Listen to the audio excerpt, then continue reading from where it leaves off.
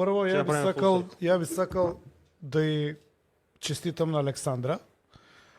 Ова е начин на кој што треба да се тераат работиве и Александра покажа дека имало новинари у Македонија. За разлика од сите кои што се заангажирани пропагандисти на партиите и на владата. Значи, вака се прави известување. Сега сакам една мала компарација, ако дозволите, со Србија. Повели. Србија е во една прилично изразена тоталитарна фаза у последниве година дена, каде што Вучич владее тврдо, има медиуми под контрола и така натаму. Тепаат полицајците по улици, луѓе што протестираат, но не навлегувам во позадината на тие работи. Друго сакам да кажам. Имаше неколку пати кога во Србија присталици на или поддржувачи на Вучич се внесува во лице на новинари. Веднаш беа уапсени. Значи немаше физички контакт како тука со Александра. Александра физички ја туркаше овој. Да. Значи, не знам дали знае Типов и јавноста дека и вербално навредување е кривично дело кое се однесува на службено лице. Па мала едукација. Значи, без да е турка, само да и се обраќа на начин кој вика инфомак, или инфомах, не знам што викаше, и тоа е кривично дело. Ова е веќе 100% 100 кривично дело за кое што се одговара. Бидејќи викате дека лицето било веќе во затвор, осудувано и така натаму, знаеме зашто, нели? Ово би му дошло како ново кривично дело и ново одење во затвор, директно. Да имаше држава. Пак ќе се вратам на Србија. Во Србија, која што е тоталитарна држава, каде што да не ги смисли опозиционите новинари, каде што тепат луѓе што протестираат по улица, полицијата тепа на прва. Новинарите што му се опозиција, душата што му ја извадија, физички не ги пипнал никој. Или ако ги пипне, веднаш се процесирани.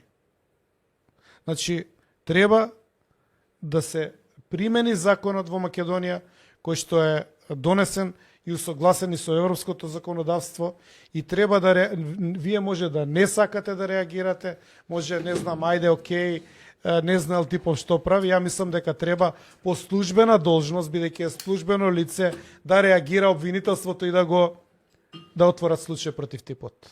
Само така ќе може да се постигне ефектот на законот и да биде слободно новинарство. Сега дам до вториот дел.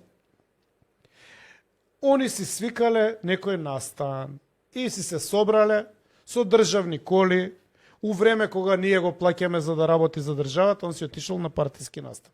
Тоа е све снимено, и колата, и ваквото, и лизингот, и ја извади мечката, и регистрацијата и све. И они се влегуваат внатре.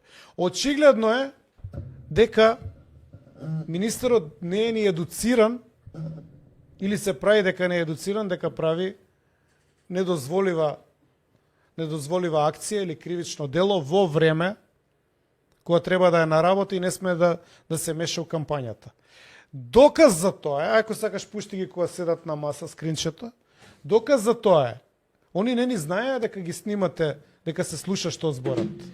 Доказ за тоа е кога се договараат и второ, што е многу битно, што кандидатот за градоначалник кога им кажаа дека се фатени боси у трње, стана и си отиде од средбата. Ево, они сега тука се договараат, се консултираат што како дел од разговорот камерата го има и фатено, и кога сватија дека се фатени во работа што не е дозволена у време на кампањата, овој стана и си отиде. Трета работа, последна завршувам. Нели е греот? Нели е греота и куче и маче да имаш вработено од државата, да имаш огромни приходи и да идеш да манипулираш пензионери, за да си обезбедиш лична корист. Никаква етика и морал, никаква поврзаност со начинот на живот и општото милје. овој пример не дава. И алал да име на тие што го гласаат.